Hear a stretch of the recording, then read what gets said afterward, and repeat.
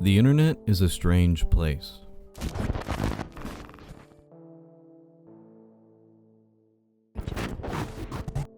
It always has been. Somewhere between the memes, the forums, and the forgotten web pages lies a darker, weirder side of the web. One filled with mysteries, hoaxes, digital ghosts, and stories that feel just a little too real. This isn't the shiny corporate internet we scroll through every day. It's the underlayer, the broken links, abandoned blogs, bizarre websites, cryptic messages, and videos that never should have been uploaded. Some of it's viral, some of it's obscure, some of it nobody can really explain. These stories have lived on through message boards, YouTube comments, Reddit threads, and archive dives, shaping a sort of modern mythology that's as fascinating as it is unsettling. They make us question what's real, what's performance, and what's been left behind in the digital dust.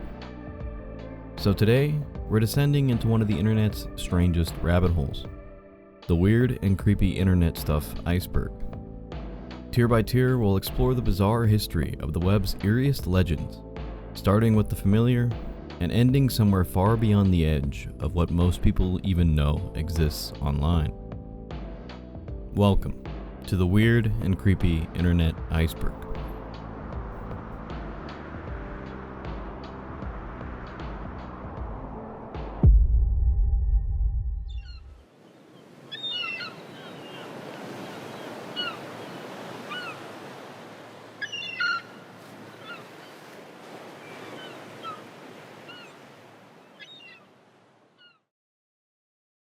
Timecube. Timecube was a website launched in 1997 by Otis Eugene Ray. The site centered around a theory Ray created, which claimed that modern science was fundamentally flawed. His belief was that each day is actually made up of 4 simultaneous days occurring in a cubic formation. He referred to this as the Timecube, and spent thousands of words on the site trying to explain it, though the explanations were often incoherent and difficult to follow. The site's design didn't help. It was mostly written in all caps, with multicolored fonts, disorganized formatting, and paragraphs that jump between topics without warning. Ray also used the site to attack educators, scientists, and even specific public figures like Albert Einstein and Stephen Hawking. He made many other unrelated claims, including racist and anti-Semitic statements. Overall, the website was seen as the ramblings of someone with extreme ideas and no filter. Despite how difficult it was to understand, Timecube gained attention from online forums, blogs, and even universities. In 2002, Ray gave a lecture at MIT, where he presented his ideas to a group of students who attended mostly out of curiosity. Over time, the site became something of an internet legend. After Ray died in 2015, the original domain eventually went offline, but the content is still available through website archives and fan mirrors. Today, Timecube is often brought up in discussions about early internet culture, conspiracy theories, and outside web content. It's remembered not because the theory made sense, but because it represents a time when the internet allowed anyone to publish anything, no matter how strange. Ted the Caver. Ted the Caver is one of the earliest and most well-known examples of internet horror fiction, often considered a prototype for the modern creepypasta. It first appeared on a free Angelfire website in 2001, structured as a series of blog-style journal entries written by a man who calls himself Ted. The story begins with Ted and his friend B exploring a cave system somewhere in the United States. They discover a narrow passage that they nickname Floyd's Tomb, and decide to spend weeks digging it out so they can see what lies beyond. At first, the story reads like a casual caving diary. Ted goes into detail about the digging process, the equipment they use, and the physical strain of squeezing through tight spaces. But as the entries go on, the tones shift. Ted starts experiencing strange feelings in the cave, anxiety, hallucinations, and unsettling dreams. The deeper they go, the more unexplained things start to happen. He hears distant noises, sees symbols etched into the cave walls, and begins to feel like they're being watched. Eventually, Ted and B make it through the tight crawl space and find a large, previously undiscovered cavern. but what they find inside is never fully explained. After entering, Ted writes about hearing a low rumbling sound and experiencing a panic attack. Both men flee the cave and swear not to return, but a few days later, Ted decides he needs to go back in one last time to confront whatever's in there. The final entry says he's going back with a weapon, and that if he doesn't return, someone should come looking for him. The site ends there, with no follow-up. Because of its presentation, many in the early 2000s believed Ted the Caver was real. It was written in first person, included photos of the cave, and didn't immediately reveal itself as fiction. Even today, there have been debates about whether any part of the story was based on real events. Ted the Caver itself even inspired a low-budget horror film in 2013, and is often cited as one of the most effective uses of the early internet to tell a horror story in real time. Suicidemouse.avi. Suicidemouse.avi is a creepypasta about a supposed lost Mickey Mouse cartoon that appeared online in the late 2000s. The video shows Mickey walking through a city loop with little animation and no background music. As it goes on, the footage becomes distorted, visual glitches appear, the screen warps, and loud static or screaming replaces the silence. The story claims that the tape was found in a Disney archive and that the staff member who watched the full release died by suicide. One version of the video ends with a still image containing Russian text, allegedly translating to "The sights of hell bring its viewers back in." Several versions of Suicidemouse.avi are still online, but they are all confirmed to be fan-made recreations. There is no original or official version of the video. Despite that, it remains one of the most well-known lost episode creepypastas, and is often grouped with others like Dead Bart and Squidward's Suicide. Captain Kudis. Captain Kudis is a strange internet phenomenon that started in the late 2000s and picked up steam around 2009.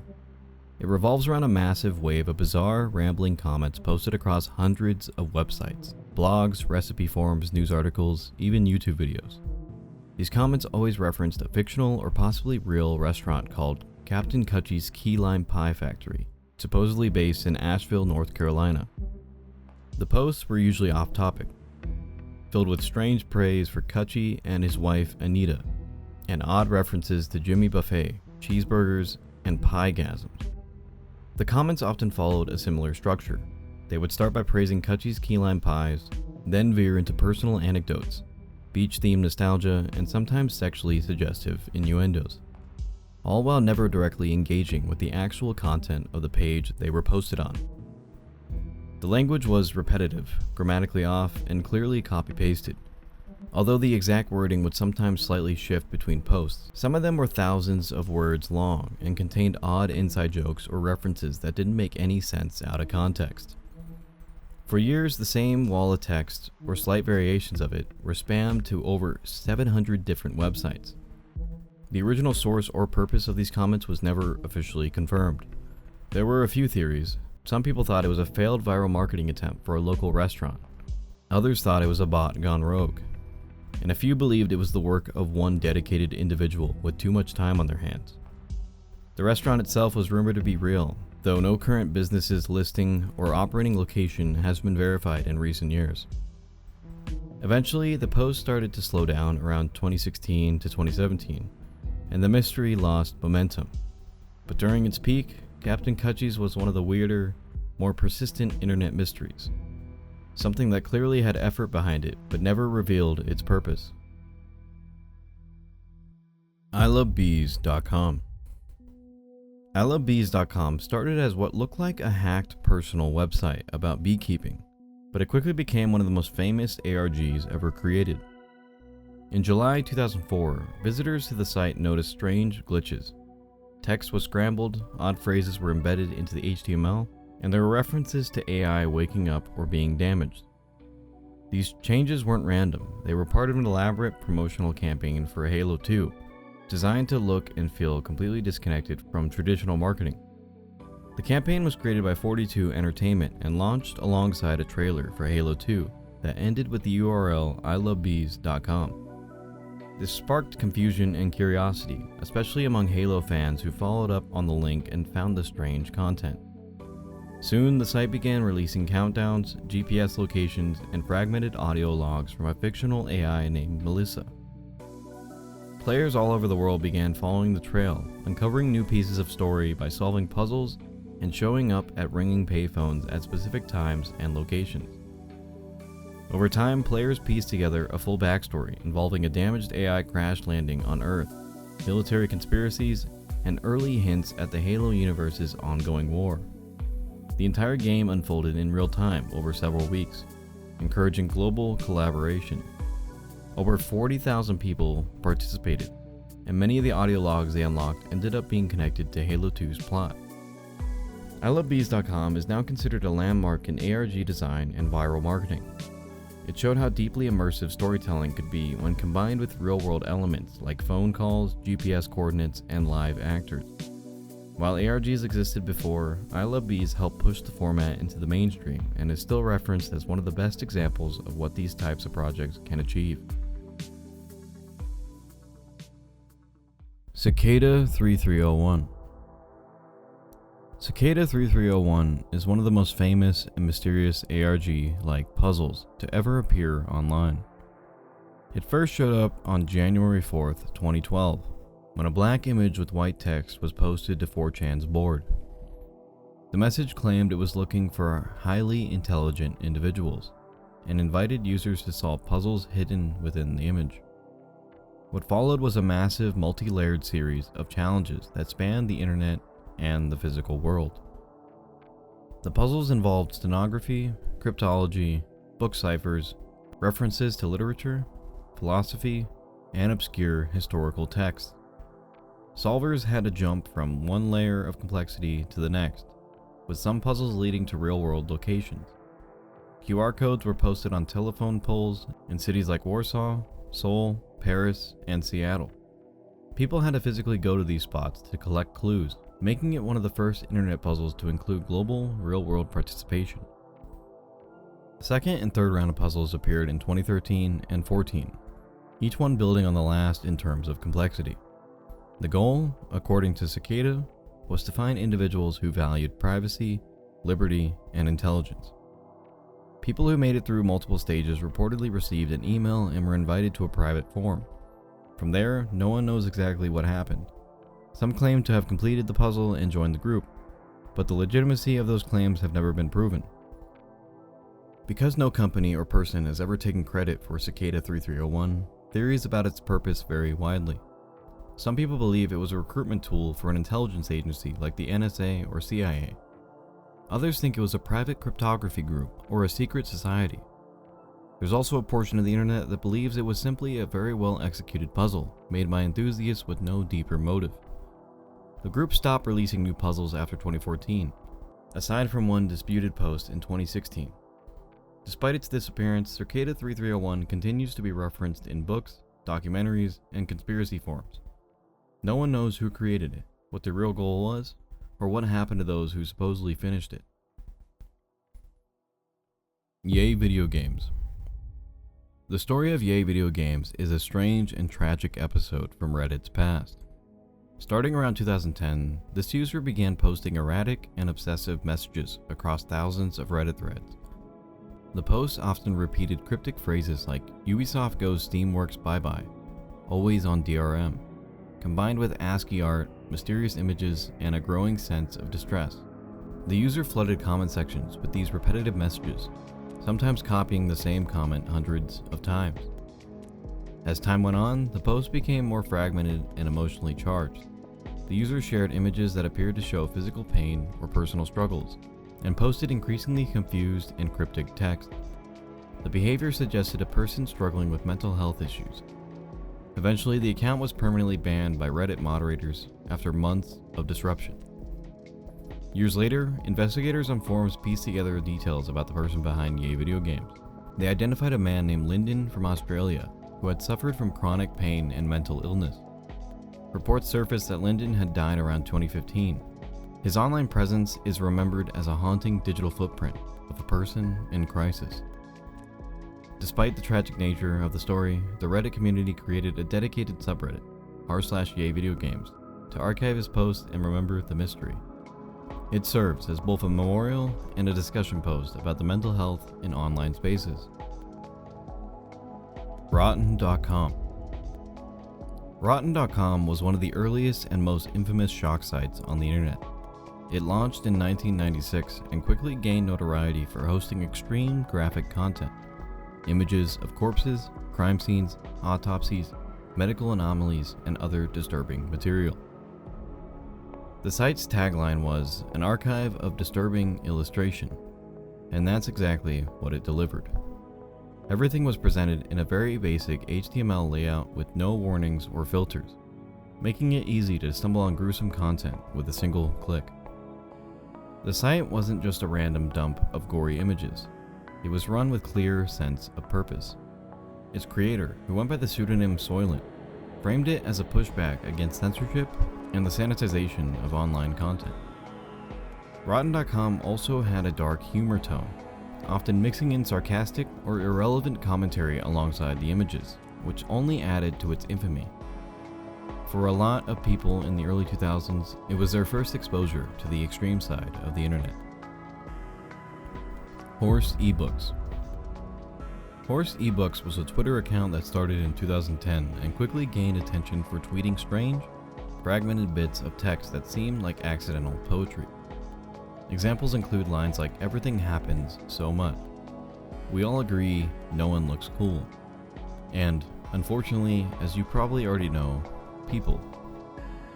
On the surface, it looked like a malfunctioning spam bot, but over time people began to suspect there was something more going on.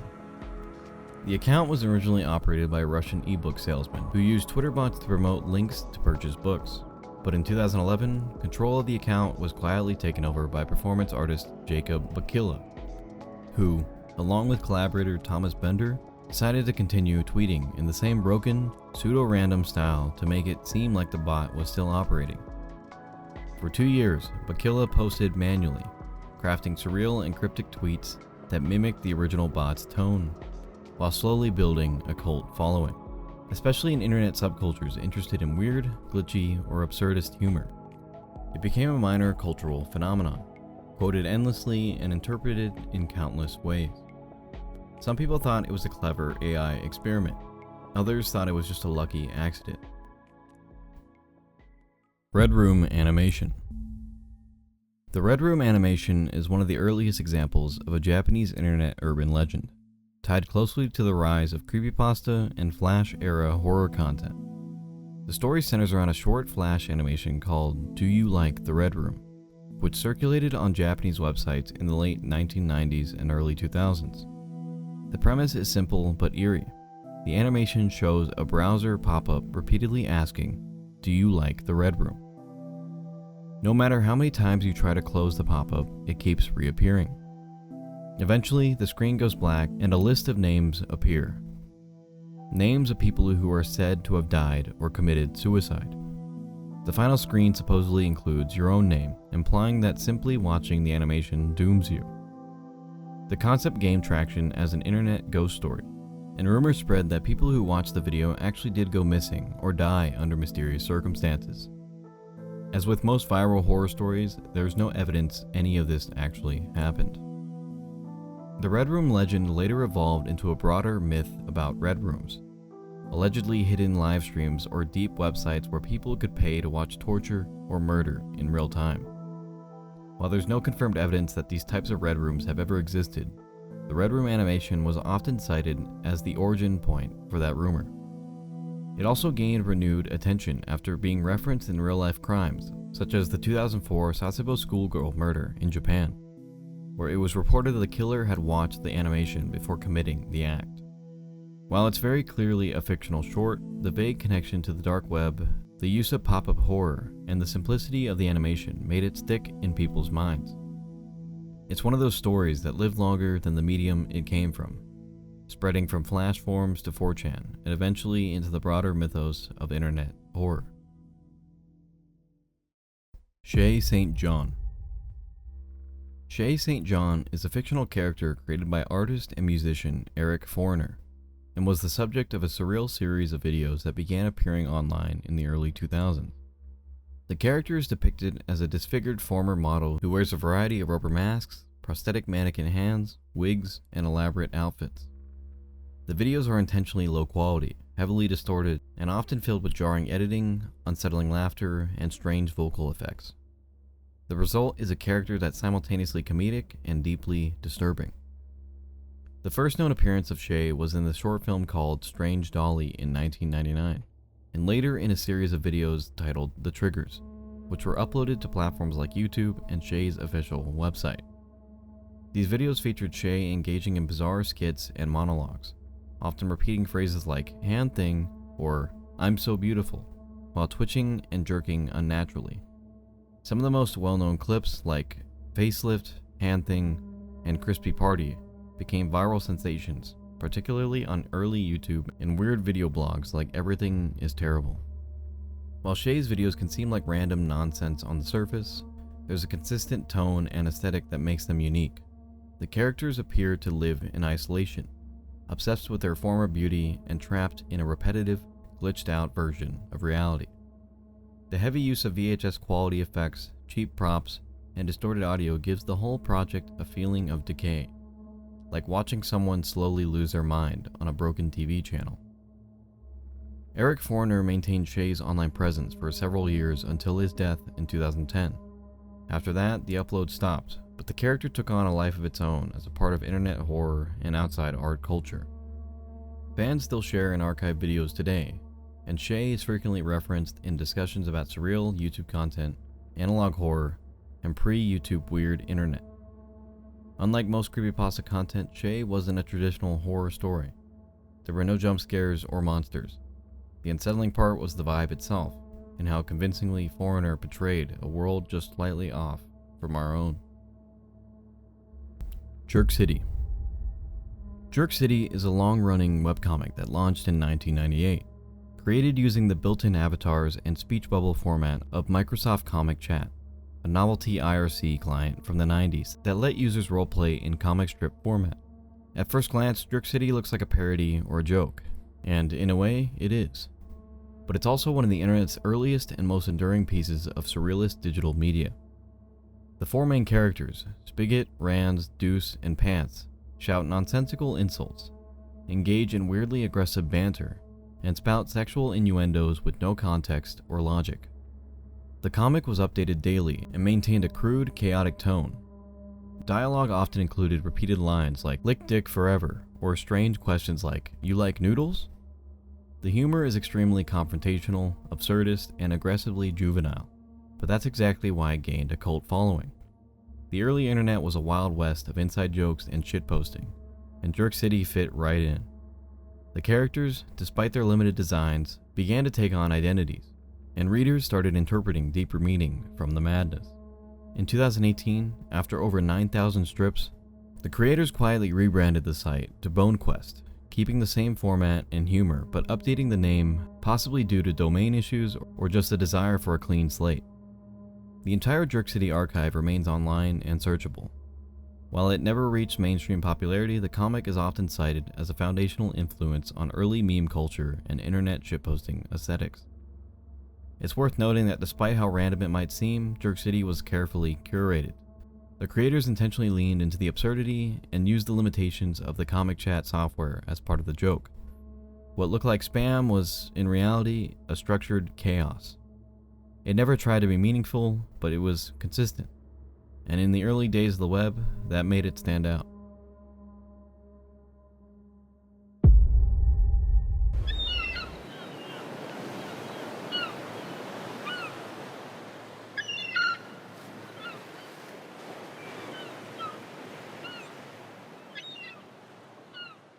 Untitled.com.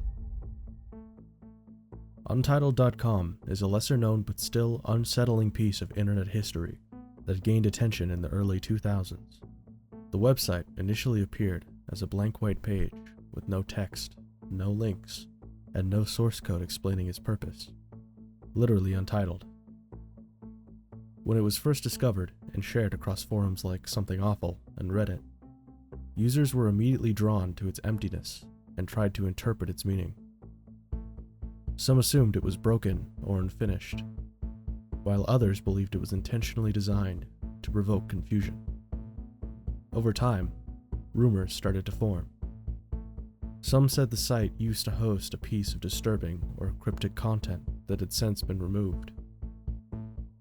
Others speculated it was part of an ARG or an art project meant to make people confront the void or the idea of nothingness in the digital age.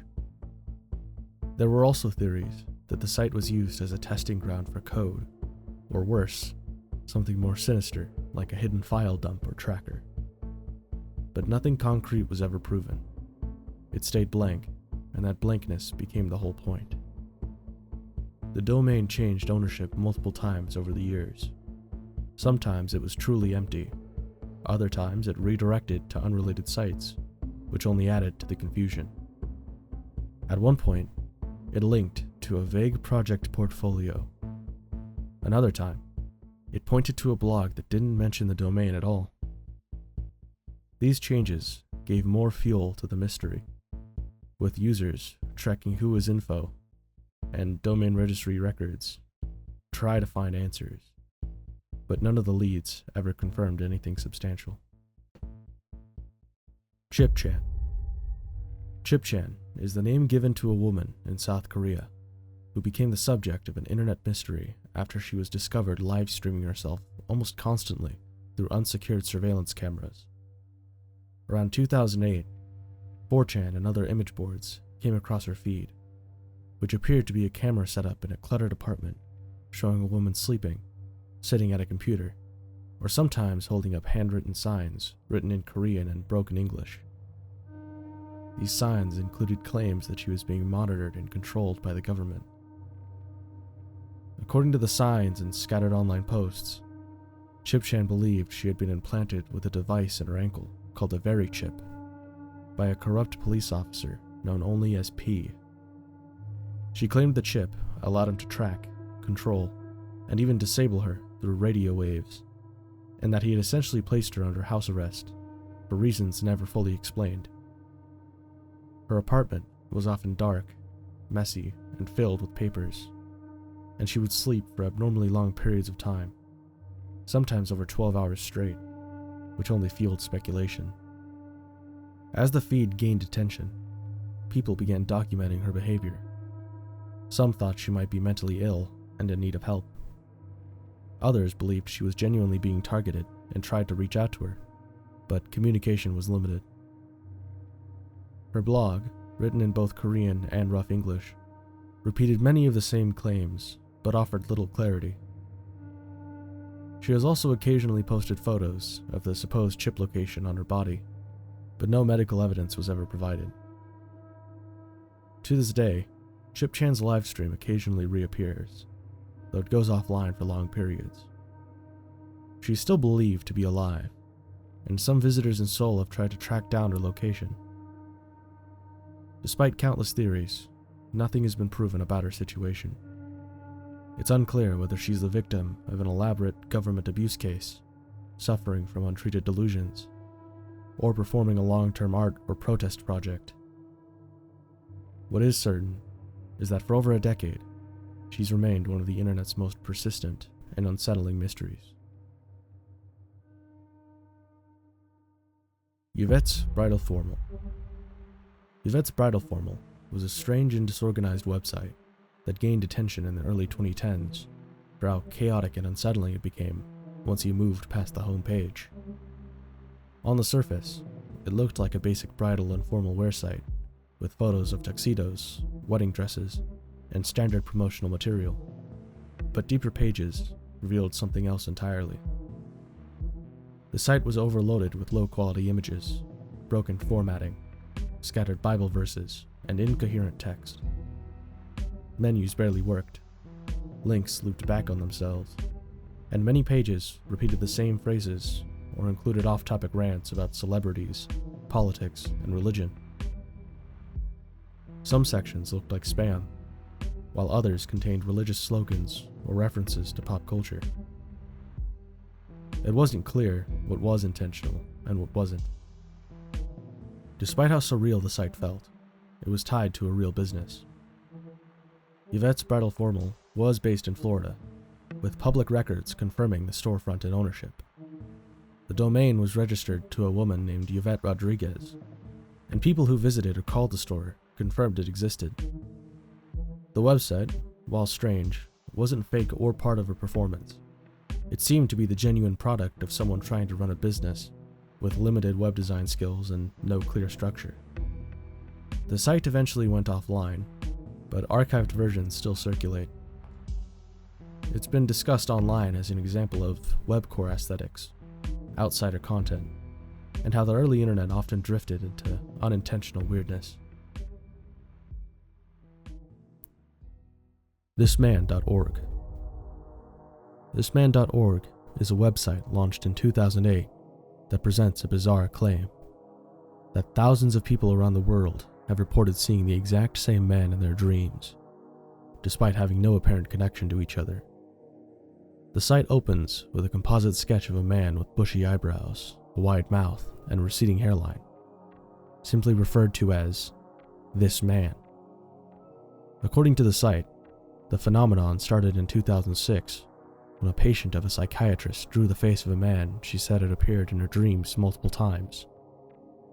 The psychiatrist left the drawing on his desk, and other patients allegedly recognized him, saying they'd seen him in their own dreams as well. The site goes on to claim that over 3,000 people have since reported dreaming of this man from all over the world. It includes supposed testimonials from dreamers describing surreal encounters, like the man advising them on personal issues, appearing as a godlike figure, or chasing them through nightmare scenarios. It also lists multiple theories to explain the phenomenon, ranging from a psychological archetype, to a dream-sharing mechanism, to an elaborate government mind control experiment.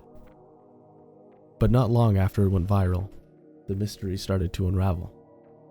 Internet sleuths discovered that the entire concept was likely a viral marketing stunt created by Italian artist and marketer Andrea Nutella.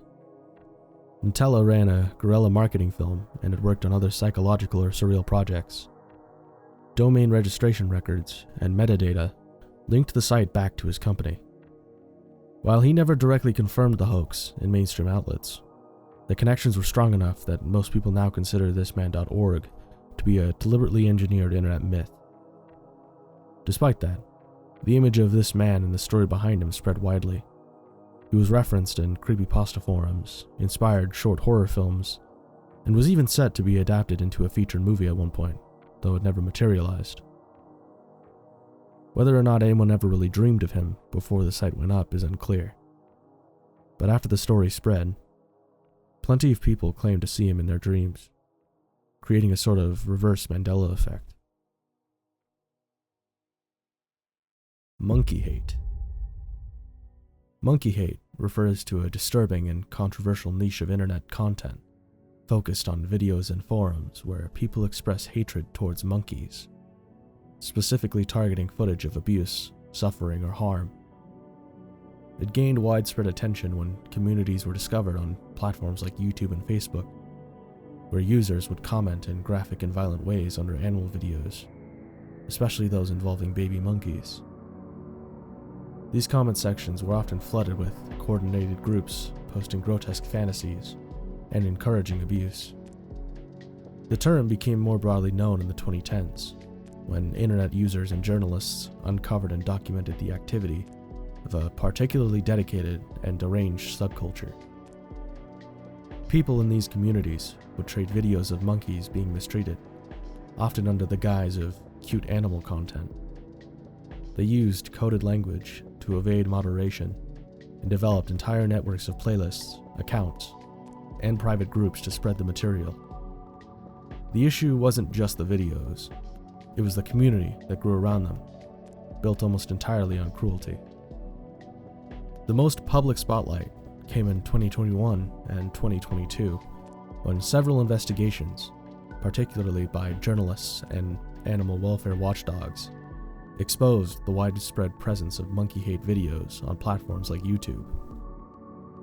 The platforms responded slowly, even when the videos clearly violated terms of service. Some videos had hundreds of thousands of views before being removed, and the people running the channels often just re-uploaded them. YouTube eventually acknowledged the problem and took action against some of the content, but many believed the response was too late and too weak. Unlike other entries on this iceberg that are rooted in fiction or internet folklore, monkey hate is a real, ongoing issue. It represents one of the darkest examples of how algorithm-driven platforms can accidentally enable the worst parts of human behavior. It also raised serious ethical questions about moderation, automated systems, and how easily niche but harmful online communities can thrive in plain sight when they hide behind seemingly innocent content. Junko Junsui. Junko Junsui was a confusing and highly cryptic internet mystery that first started gaining attention in the late 2000s.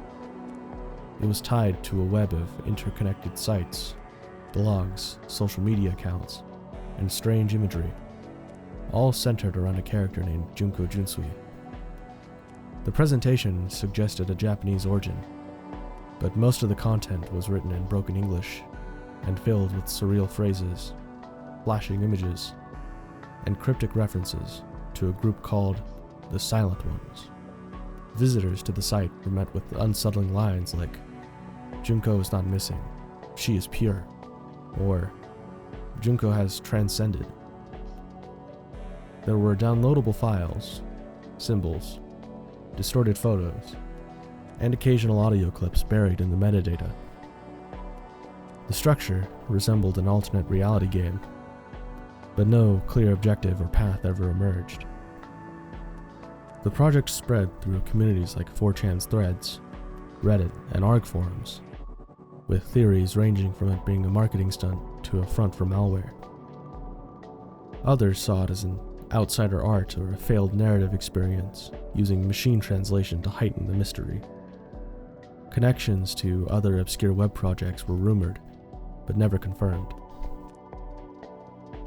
For years, there was no known author, and the mystery persisted. But it has since been revealed that Junko Jinsui and its related content were the creation of a Canadian artist named Eric Levine, operating under the name Alpha.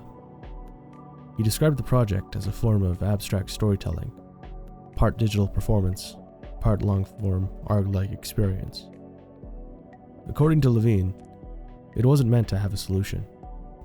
It was designed to provoke exploration and speculation.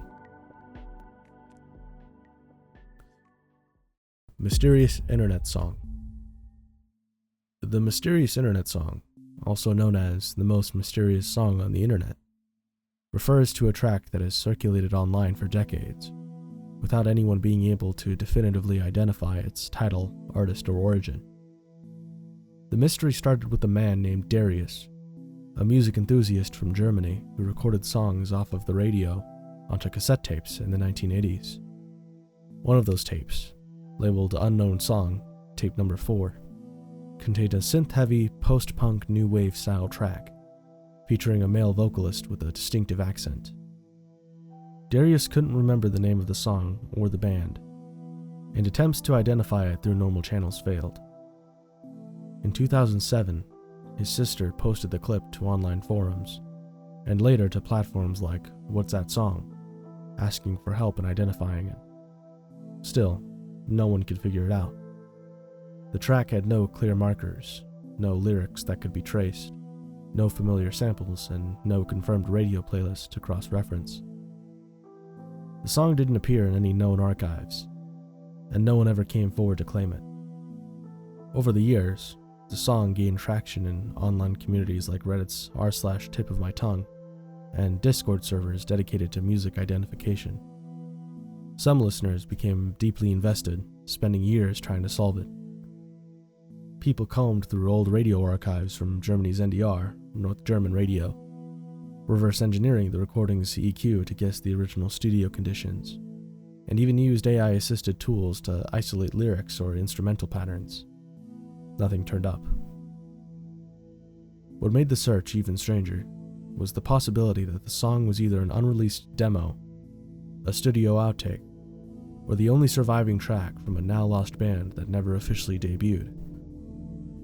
In 2019, YouTuber Justin Wang brought wider attention to the story, sparking a new wave of attempts to uncover its origins. That video led to more media coverage, including features by Rolling Stone and other major outlets. But even with all the attention, the song remains unidentified. To this day, the full track, now known colloquially as Like the Wind, is freely available online. It's become a symbol of how something so ordinary, a single song, can become a massive digital mystery. It's also a reminder that even in the age of total internet access, some things can still slip through the cracks and remain completely unknown. JohnTitter.com. John Titter is one of the most enduring internet legends of the early 2000s, centered around a man who claimed to be a time traveler from the year 2036. He first appeared on internet forums like the Time Travel Institute, and later Art Bell's Post to Post in 2000 to 2001.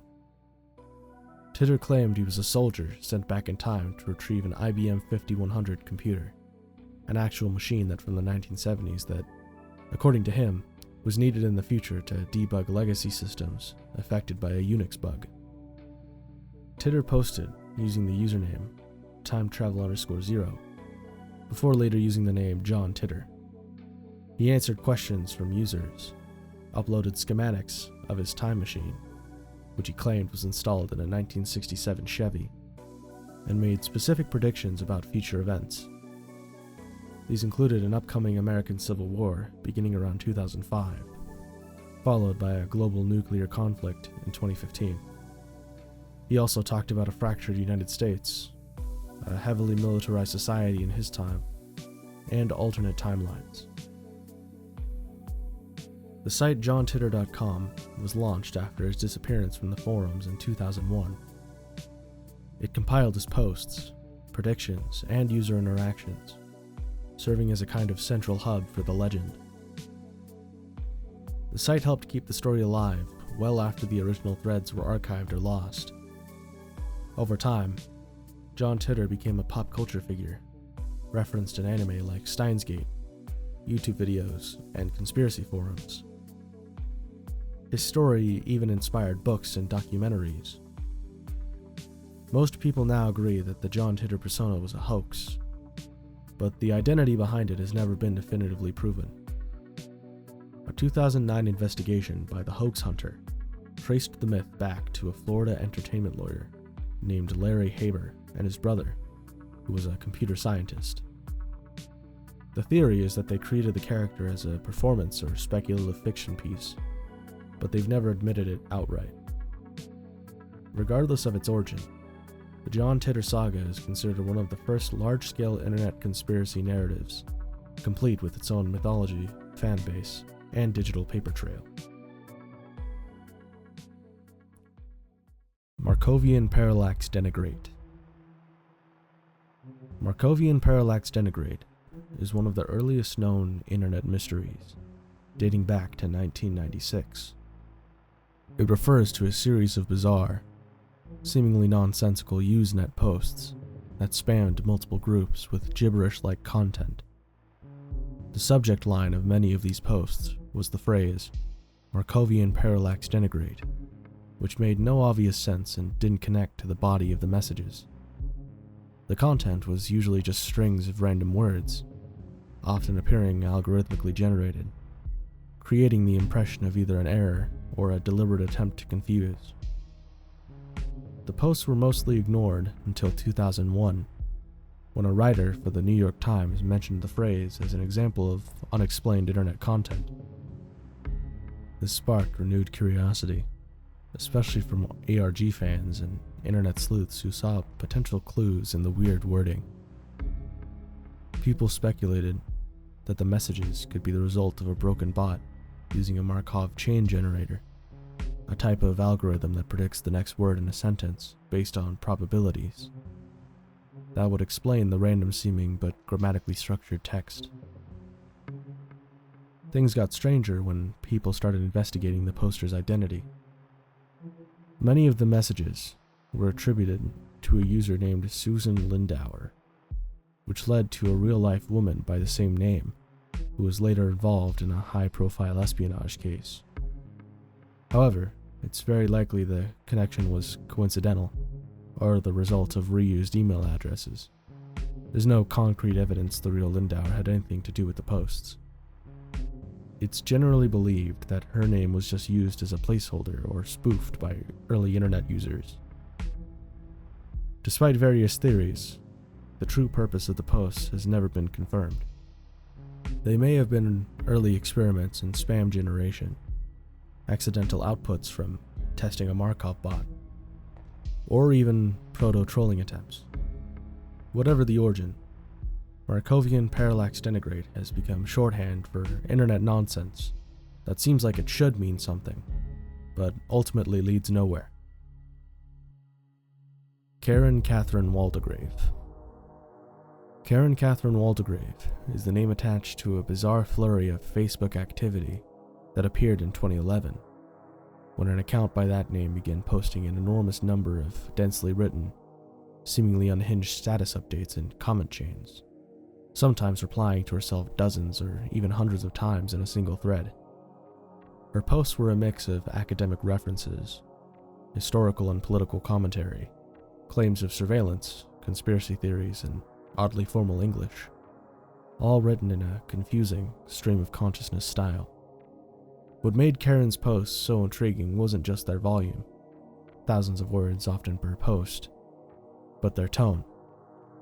She seemed highly educated, referencing British aristocracy, Cold War politics, intelligence agencies, and detailed geopolitical theories. But everything was written with a kind of manic energy that made it difficult to follow. In many posts, she claimed she was being watched, harassed, or targeted by intelligence operatives. She also mentioned that she was born in the UK but later lived in Canada, had a PhD, and worked in foreign relations, though none of this could be independently verified. Internet users quickly began archiving her content, trying to figure out if she was mentally ill, role-playing, or perhaps even leaking actual classified information. The mystery deepened when her Facebook account suddenly went private, and most of the posts vanished. Several archives still exist, and sleuths have spent years analyzing her posts, but no definitive identity or motive was ever confirmed. Some believe Karin was a real person who suffered from paranoid delusions and simply fell through the cracks of the early Facebook era. Others think it was just an elaborate performance art piece, or an ARG-like hoax, meant to imitate a paranoid academic. Heaven's Gate website. The Heaven's Gate website is the official online presence of the infamous Heaven's Gate cult, which became internationally known after the mass suicide of 39 members in 1997. Founded in the 1970s by Marshall Applewhite and Bonnie Nettles, the cult combined Christian millenarian beliefs with UFO and New Age ideas. Members believed that by committing suicide, they could leave their earthly bodies behind and descend to an alien spacecraft that was following the comet Hale-Bopp. The website, which was preserved online after the tragedy, offers insight into the cult's teachings, philosophies, and final statements. Unlike most cult websites, Heaven's Gate maintained a simple, early internet aesthetic: basic HTML pages, text-heavy explanations, and links to related resources. It's often studied as a case of internet culture intersecting with fringe belief systems and tragic real-world consequences. The site includes transcripts of Applewhite's lectures, explanations of their belief in extraterrestrial salvation, and details of their practice of exit rituals, a euphemism for the suicide. The eerie calmness of the text contrasts sharply with the horrific reality of the 1997 event. Since then, the website has remained online as a kind of digital shrine or monument to one of the most disturbing chapters in American religious history. Internet users visit the Heaven's Gate website for various reasons. Some to study cult psychology, others to witness an example of how fringe groups used the early web to spread their ideology. It's also sometimes cited in creepypasta or internet horror circles because of the tragedy's grim nature and the sterile, clinical presentation of the content. Though the site has had periods of downtime or updates to prevent hacking or misinformation, it remains one of the oldest continuously running cult websites on the internet, preserving the story of Heaven's Gate in digital form for the world to see. Bitterroot Footage. Bitterroot Footage refers to mysterious and disturbing video recordings that allegedly originate from the Bitterroot Valley area in Montana, USA.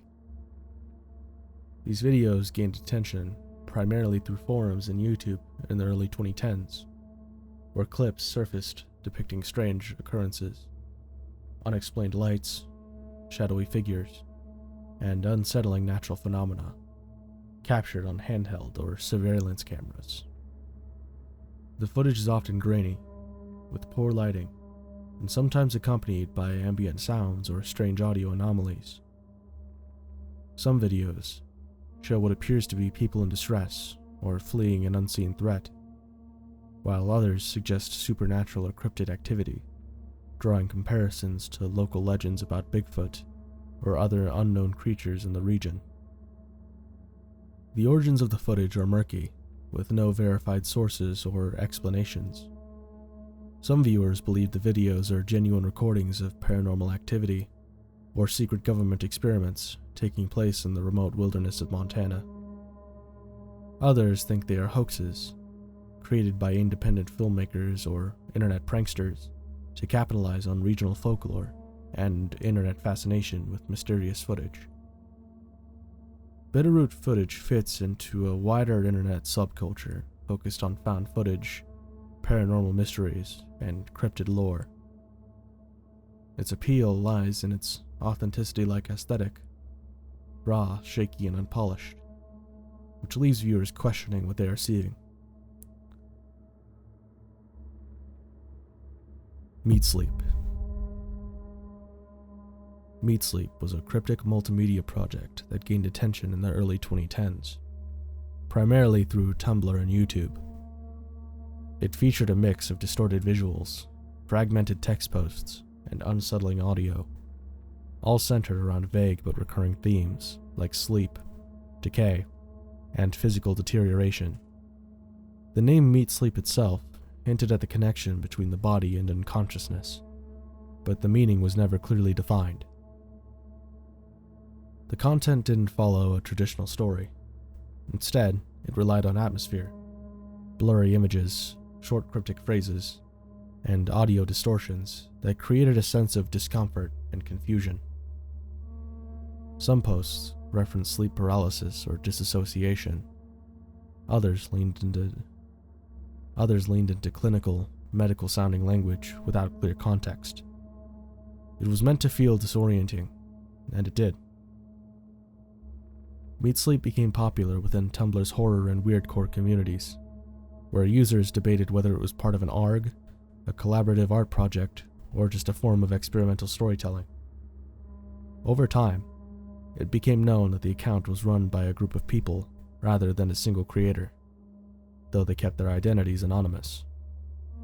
As the project gained traction, it also attracted obsessive speculation and harassment from certain users. People tried to dox the creators, demanded answers, and flooded the comments of every new post. Eventually, the group behind Meatsleep decided to shut it all down. The YouTube channel was deleted, and the Tumblr account stopped updating. Archived videos and screenshots still circulate, and the project is often referenced in discussions of early 2010s digital horror.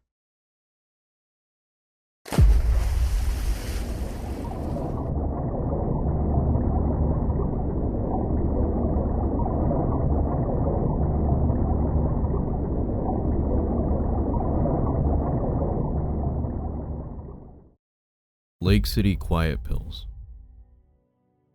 Lake City Quiet Pills is tied to a mysterious image hosting site LakeCityQuietPills.com, first noticed in 2009. The domain was linked to Reddit user Religion of Peace, aka Milo, who frequently promoted it. The site itself was blank, but buried in the HTML source were hidden messages. When Milo died in July 2009, a user named 26 posted his obituary on Reddit and appeared to insert a handwritten note in the site's HTML confirming it. The source code also contained coded messages like, "I bricked Milo's iron key," and references to quiet pills, believed by some to be slang for bullets. People speculated the site was a covert hiring board, potentially for retired military contractors or hitmen.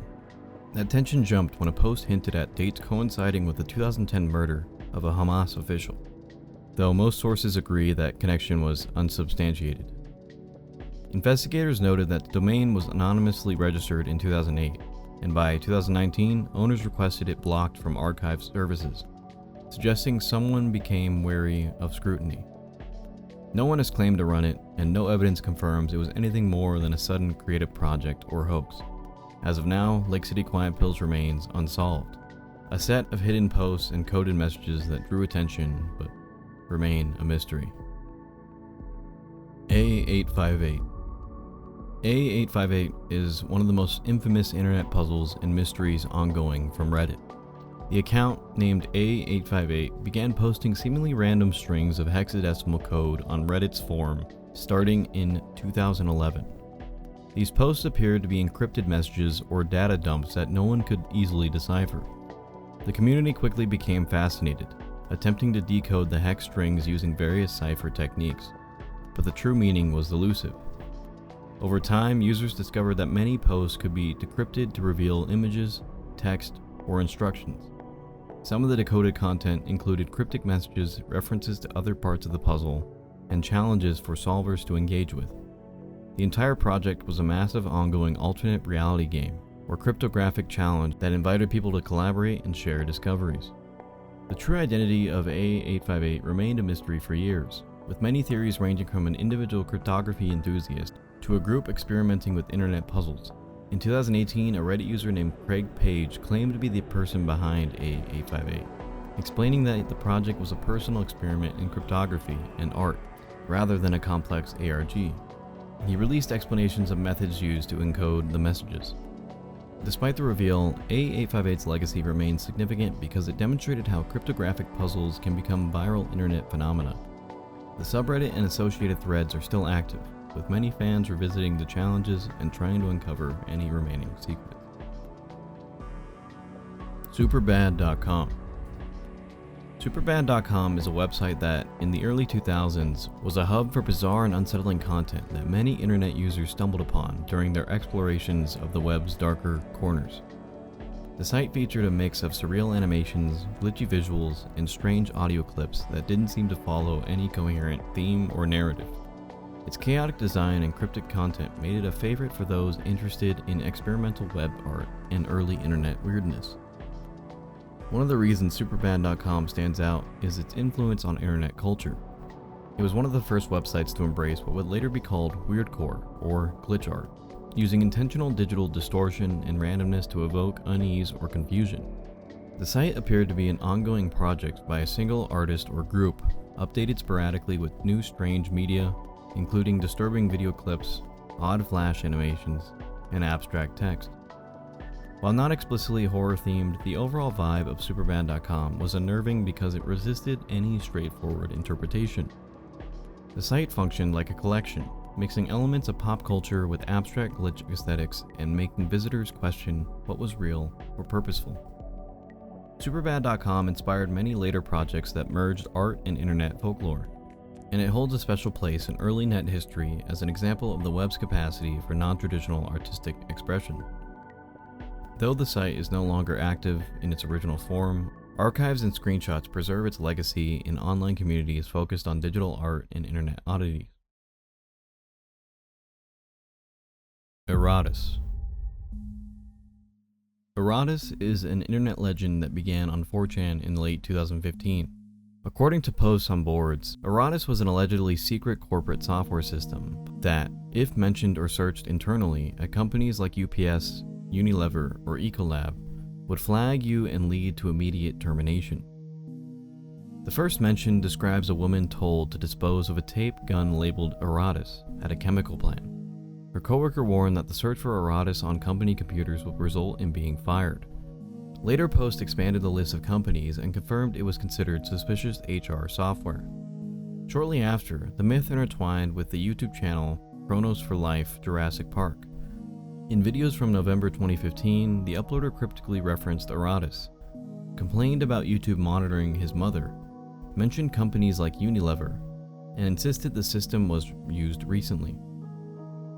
Around the same period, a band called KFC Murder Chicks, and anagram based on tropes involving the Lost World, also appeared in connection with the myth. A Twitter account named Aratus or Bust, linked to the same lore, surfaced in mid-November 2015. It posted an obscure police sketch and commented on the US Postal Service being the deepest part of the deep web. There's no real proof that any software or system called Aratus exists or ever has, with many believing the story to be a prank or ARG. Yet the posts, videos, and references all remain, and we are left to wonder, what really was Aratus? Publius Enigma. Publius Enigma is a long-running internet mystery and ARG tied to the English rock band Pink Floyd during their 1994 The Division Bell album tour. The enigma began when an anonymous user calling themselves Publius posted cryptic messages on Pink Floyd's fan forums, promising a puzzle for fans to solve. These messages suggested hidden meanings and clues embedded within the album's lyrics, artwork, and live shows. The core of the mystery was that the Division Bell supposedly contained a secret message or puzzle, which, if solved, would reveal an overarching truth or unlock a hidden prize.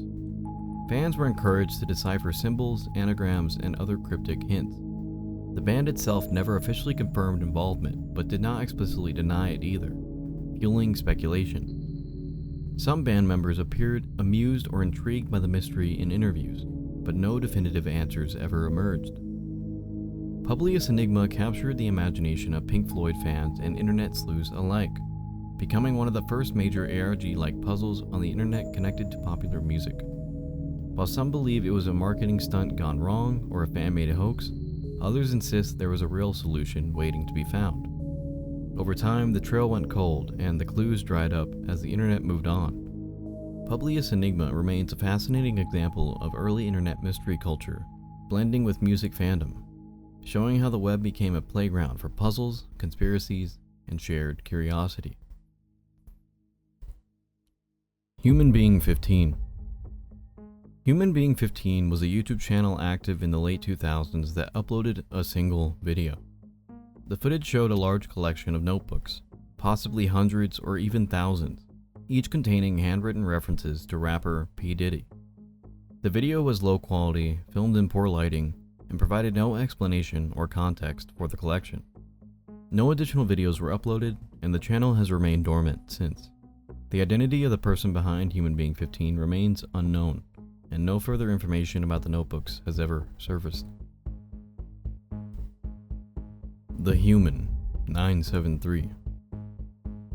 The Human 973 is a cryptic internet project that first gained attention on early web forums and message boards in the mid-2000s. The name itself, The Human, spelled backward, bookended by the number 973, which appeared to serve as kind of a symbolic marker throughout the content. It's tied to a sprawling website filled with strange imagery, disjointed text, and references to philosophy, religion, numerology, and occult systems. Users who explored the site or encountered the associated posts online found a mixture of riddles, wordplay, and esoteric writing that was difficult to decipher. The content often loops back on itself, and there's no clear linear structure or goal. Some pages include reversed or mirrored text, odd formatting, or links to deeper layers of equally ambiguous material. It's not a game in traditional sense, but it often has been treated like one, something to be decoded or solved. For years, the identity behind the site was unknown, and speculation ranged from it being a performance art piece to a long-running ARG or the product of an anonymous collective. It was eventually confirmed that the site is operated by a man named Dave Dennison, an artist based in the UK. He He has been maintaining and expanding the project for years, treating it as a kind of evolving digital philosophy text or symbolic system. Despite this reveal, much about the project remains intentionally unclear. There's no public explanation of its purpose, and Dennison hasn't offered a breakdown of what it all means. NobodyHere.com. NobodyHere.com is a quiet, surreal website that first appeared in the early 2000s and has often been mistaken for an internet mystery or digital ghost site. Its sparse layout, cryptic animations, and fragmented phrases give it an eerie, lonely feel that stood out, especially compared to the busier, more functional websites of the time. The site is a personal art project created by Dutch designer Johem Neermansverdriet. The project was intended as a form of self-expression, not made to be understood, but to let the creator process thoughts and emotions in an abstract way. The name Nobody Here reflects the theme of distance and anonymity, and much of the content plays with ideas of presence, absence, and solitude. Users who stumble onto the site encounter animated text, looping sound effects, and disjointed monologues. Navigation wasn't straightforward, and the mood was often introspective or dreamlike. Some pages talk about personal experiences or feelings of disconnection, but nothing was explained directly. It wasn't part of an ARG or horror project. It was just someone using the early web as a space for experimental storytelling and emotional release. The site is still online today and continues to be shared in discussions about early internet art. Happy Valley Dream Survey. The Happy Valley Dream Survey is a strange and unsettling phenomenon that began with flyers posted around Portland, Oregon in 2015. These flyers featured a simple but eerie message asking people to report a summary of your dreams and listed a phone number. When called, the number led to a short, automated voice message instructing the caller to leave a voicemail describing their most recent dream. The project's name, Happy Valley Dream Survey, added to its unease. Happy Valley is the name of a suburb outside Portland, giving the flyers a local yet oddly disconnected feeling. Despite the benign-sounding title, the idea of anomalously collecting dreams through a voicemail system quickly became the subject of online speculation. People questioned who was behind the number and why they wanted dream reports. A second wave of flyers appeared in 2020, this time under the name Willamette Valley Dream Survey, continuing the same voicemail system with no added context or explanation. These flyers were nearly identical to the first, but suggested the project had either expanded or restarted under a new name. Still, no official source or organization ever claimed responsibility. Speculation about the surveys has ranged from ARGs and art projects to government experiments and cult recruitment. Some messages left on a voicemail were later shared online, containing vivid or disturbing dream accounts. But no definitive connection has ever been established between the dreams, the callers, or the people behind the number. To this day, the Happy Valley Dream Survey remains unexplained. It is often cited in discussions of modern internet folklore, an example of something that feels too strange to be random, yet too directionless to easily categorize. Every Day I Grow Some More. Every Day I Grow Some More is the title of a short, animated video associated with the WorldCorp Enterprises project, a collection of disturbing media uploads known for their crude visuals and unsettling audio. The video features a crudely drawn humanoid figure swaying back and forth as a distorted, childlike voice repeats the phrase, "Each day I grow some more." The animation is minimal, the background is stark, and the audio is intentionally degraded. The content doesn't explain itself. There's no context, no clear message, and no resolution. The character's movement is repetitive and unnatural, and the tone of the voice becomes increasingly uncomfortable the longer it plays. The combination of childish language and eerie presentation gives the video an unnatural tone, something that feels wrong, but without telling you exactly why. This video, like others in the WorldCorp archive, has been the subject of speculation. Some believe it's a piece of outsider art or part of an ARG, while others think it points towards darker themes involving manipulation, abuse, or psychological control. The creators have never identified themselves, and nothing has been confirmed. While short, Every Day I Grow Some More has stuck with viewers because of how little it offers in terms of explanation. It creates discomfort through its simplicity, leaving just enough for the viewer to question what they're actually looking at. and why it was even made. Mayday Mystery.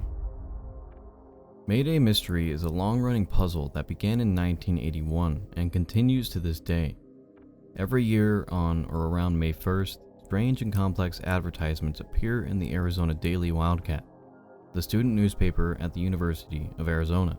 The ads contain dense text filled with mathematical equations, obscure historic references, philosophical quotes, and coded messages. The content is highly cryptic, often written in multiple languages, and includes diagrams or symbols. Over the years, researchers and hobbyist codebreakers have worked to decipher the ads, but the full meaning remains unknown. Some of the decoded fragments appear to reference secret societies, political events, or elaborate treasure hunts. The ads are believed to be placed by a person or group referenced to as the Orphanage, though their identity and motives are still a mystery. The complexity and consistency of the messages over more than 4 decades have led to speculation that the project is either an elaborate ARG, a recruitment tool for an organization, or a private intellectual game between unknown participants. Despite numerous investigations and partial decodings, the true purpose of the Mayday Mystery has never been confirmed.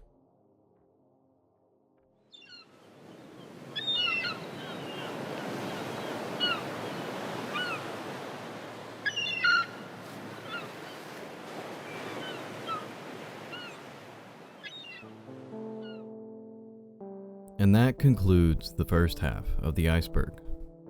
We've only scratched the surface, covering the viral, the infamous, and the just barely believable. But the internet goes deeper than most people realize. So join us again next week to find out what lurks beneath the depths. And as always, thank you for watching.